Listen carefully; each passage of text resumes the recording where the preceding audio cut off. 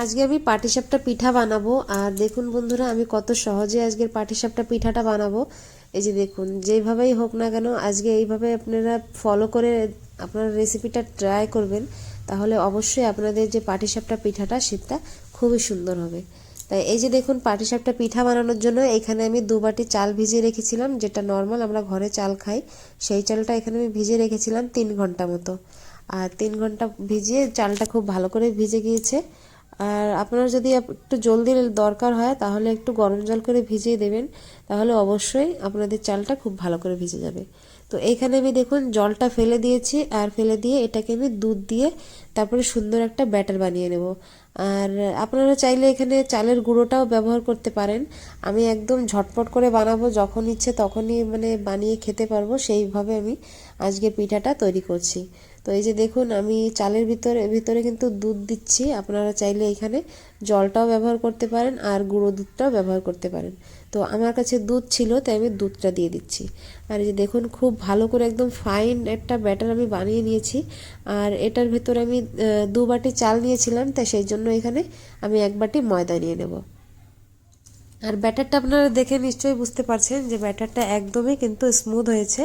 তো এই ধরনের ব্যাটারই আমাদের লাগবে, একটু যেন দানা না থেকে যায়। যদি দানা থেকে যায় তাহলে কিন্তু আবার ভালো লাগবে না, খাওয়ার সময় চাল চাল লাগবে, একদমই ভালো হবে না। তো আমি এইভাবে দেখুন মিক্সির বাটির ভিতরে জল দিয়ে এটাকে আমি খুব ভালো করে ধুয়ে নেব। আর ধুয়ে নিয়ে এই যে দেখুন, ব্যাটারটা কিন্তু এখন অনেকটাই ঘন আছে। এখন আমি এর ভিতরে ময়দা অ্যাড করব, সেই জন্য আগে থেকে আমি জল আর বেশি অ্যাড করছি না। তো এইখানে দেখুন, এই যে বাটিটা ঘরের যে নর্মাল বাটিগুলো থাকে সেই ধরনের বাটি এখানে আমি নিয়ে নিয়েছি। আপনারা যে কোনো বাটি বা গিলাস বা কাপ কিছু দিয়েও মেপে নিতে পারেন। আমি এখানে এই বাটিটা দিয়ে মেপে নিয়েছিলাম। তো 2 বাটি চালের জন্য আমি এখানে 1 বাটি ময়দা দিয়ে দিচ্ছি। আর ময়দাটা আমি ভর্তি করেই দিয়ে দেবো। এই যে দেখুন, ভর্তি করে 1 বাটি ময়দা আমি দিয়ে দেবো। দিয়ে এটা আমি এই ব্যাটারের সঙ্গে মিক্স করে নেব। খুব ভালো করে মিক্স করতে হবে, যেন একদমই যেন লাম্পস না থেকে যায়, সেইভাবে করে আমি মিক্স করে নেব। আপনারা এই যে হাত দিয়ে যদি মনে হয় যে এই হাতা বা চামচ দিয়ে হচ্ছে না, তাহলে আপনারা হাত দিয়েও এটা করে নিতে পারেন। আর এই যে দেখুন, ব্যাটারের জন্য আমার লাগবে এখানে আমি 4 চামচ চিনি দিয়ে দেবো। আপনারা চাইলে এখানে গুড়টাও ব্যবহার করতে পারেন। আর মিষ্টিটা এখানে খুব বেশি কিন্তু দেওয়া যাবে না। যদি খুব বেশি মিষ্টিটা দিয়ে দিই তাহলে যখন আমরা কড়াই বা তাওয়ায় এটা বানাবো তখন কিন্তু লেগে যাবে। তো সেই জন্য এখানে আমি অল্প পরিমাণে চিনি দিয়েছি, চামচের সাইজটা ছোট ছিল তাই আমি 4 চামচ চিনি দিয়ে দিয়েছি। আর এখানে আমি সামান্য একটু নুন দিয়ে দেবো, কেন কি চিনির মিষ্টি কোনো জিনিসে একটু নুন দিলে পরে সেই টেস্টটা বেশি ভালো আসে। তো এখানে আমি সামান্য একটু নুন দিয়ে দিলাম। আর নুন দিয়ে এটাকে এখন খুব ভালো করে আমি মিশিয়ে নেব। আপনারা এখানে হাত দিয়েও মিশিয়ে নিতে পারেন, শুধু কি এই ব্যাটারের জন্য একদম একটু লাম্পস না থেকে যায় সেইভাবে করে খুব ভালো করে আমি ব্যাটারটা মিক্স করে নেব। তো এইভাবে দেখুন, আমি একটু একটু করে দুধ মিশিয়ে মিশিয়ে এটাকে খুব ভালো করে আমি মিশিয়ে নেব। আর আপনারা দুধের পরিবর্তে এখানে একটু গরম জলও ব্যবহার করতে পারেন। আচ্ছা বন্ধুরা, আমি এখানে একটা কথা বলতে ভুলে গিয়েছিলাম, যে দুধটা কিন্তু আমি হালকা একটু গরম করে নিয়েছিলাম। এটা একদম ঠান্ডা দুধ নয়, হালকা একটু গরম করে নেবে, তাহলে কি যে ব্যাটারটা সেটা খুব ভালো হবে। আর আমি এটা রেস্টের জন্য দেখুন আধ ঘন্টা মতো রেখে দেবো। আর ব্যাটারটা আমার কাছে এখন একটু ঘন মনে হচ্ছে, এটা যেন খুব মোটা না হয়। এই যে দেখুন, হাতাটা একদম দেখা যাচ্ছে না, পুরোই ঢাকা হয়ে যাচ্ছে। তো আমি এখানে আর একটু দুধ দিয়ে দেবো, দিয়ে এটাকে একটু পাতলা ব্যাটার বানিয়ে নেব। পাতলা ব্যাটার বানালে কি হবে, আমাদের যে পাটিসাপটাটা সেটা খুবই সুন্দর আর সফট হবে। তো এই যে দেখুন, হালকা একটু গরম দুধ দিয়ে আমি মিশিয়ে এটাকে রেস্টের জন্য রেখে দেবো। আর আপনারা চাইলে এখানে 1 ঘন্টা 2 ঘন্টা আপনারা রাখতে পারেন, যতক্ষণ রাখবেন অতটাই কিন্তু ব্যাটারটা ভালো হবে। তো আমার ঝটপট দরকার, সেই জন্য আমি এখানে হালকা গরম দুধটা দিয়ে দিয়েছিলাম। তো এটাকে আমি ঢাকা দিয়ে এখন আমি সাইডে রেখে দেবো। আর এখানে আমি পুর বানানোর জন্য নিয়ে নিচ্ছি নারকেল। এখানে 2টো নারকেল নিয়েছি। আর 500 গ্রাম এখানে গুড় নিয়েছি। আপনারা যদি আপনাদের কাছে পাটালি গুড়টা থাকে আপনারা সেটা নিতে পারেন, আমার কাছে ছিল না তাই আর সেটা নিতে পারলাম না।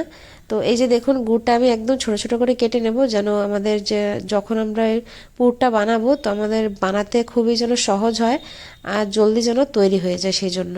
তো আমি এখানে চাকুর সাহায্যে এইভাবে করে গুড়টা কুড়িয়ে নিচ্ছি। আপনারা চাইলে এখানে গ্রেট করেও নিতে পারেন, বা আপনারা কিছু একটা দিয়ে এটাকে ভেঙেও নিতে পারেন ছোট ছোট করে। তো আমি এখানে চাকু দিয়ে কেটে নিচ্ছি। আর পাটিসাপটাটা বন্ধুরা সবাই বানাতে পারে না, সবাই আমাকে বলে যে তুমি বানাও তো সেইভাবে আমাদের সঙ্গে একটু শেয়ার করো। তো সেই জন্য আমি কিভাবে বানাই, আর পাটিসাপটাগুলো ঠাকুরের ইচ্ছায় ভালোই হয়ে যায়। তো আমি এইভাবে ট্রাই করে দেখছি, আপনাদেরকে দেখাচ্ছি, আপনারা ট্রাই করবেন। আর যদি আপনাদের পাটিসাপটাটা পারফেক্ট হয় আমার মতো, তাহলে আপনারা আমাকে কমেন্ট করে একটু জানাবেন। যদি কেউ কমেন্ট করে জানান যে আমার রেসিপি আপনারা ট্রাই করেছিলেন, সত্যি আমার খুবই ভালো লাগে। তো এই যে দেখুন আমি নারকেলটাও এইভাবে আমি কেটে নিচ্ছি। আমি এখানে 300 গ্রাম মতো গুড় নিয়েছি। আমার যদি প্রয়োজন হয় তবে আমি আরও একটুখানি গুড় পরে নিয়ে নেব, কিন্তু প্রথমে আমি নারকেলটা গ্রাইন্ড করব, তারপরে সেই হিসাবে আমি এখানে গুড় নিয়ে নেব। আর দেখুন আমি এখানে বটি দিয়ে এই যে দেখুন কিভাবে নারকেলটা তুলে নিচ্ছি। আমার কাছে যে নারকেল উঠানোর দাওটা থাকে সেটা আমার কাছে ছিল না, তো আমি এখানে বটি দিয়ে নারকেলটা তুলে নিচ্ছি। আর এইভাবে করে সবগুলো নারকেলই আমি তুলে নেব। আর ছোটোবেলার থেকে আমি নারকেল তুলতে খুব ভালোবাসি, কেন কি আমার কাছে লাগে যেন ইজিলি আমার কাছ থেকে নারকেলগুলো উঠে যায়। এই যে দেখুন এইভাবে ঘুরিয়ে ঘুরিয়ে ঘুরিয়ে ঘুরিয়ে আমি কিন্তু নারকেলটা তুলে নিতে পারি। তো আমি এখানে সবগুলো নারকেল তুলে নিয়েছি, আর সবকটাকে এই যে দেখুন ছোট ছোট করে কেটে নিয়েছি। এইভাবে কেটে নিয়ে তারপরে আমি অল্প অল্প করে এখানে গ্রাইন্ড করে নেব। আর মনের ভুলেও বন্ধুরা এখানে কিন্তু নারকেল গ্রাইন্ড করার সময় একটুও জল দেবেন না। আর এদিকে আমি থালাটা একটু খালি করে নেব, কেন কি নারকেলটা গ্রাইন্ড করে আমি এই গুড়ের সঙ্গেই আমি পুরটা বানাবো, তো তাই সেই জন্য এখানে নারকেলটা আমি তুলে রাখছি। কেন কি গ্রাইন্ড করে এই সাইডে আমি নারকেলটা রেখে দেবো। আর এই যে আমার ছোট মিক্সির গ্রাইন্ডারটা খারাপ হয়ে গিয়েছে, তো আমি বড় গ্রাইন্ডারে করছি।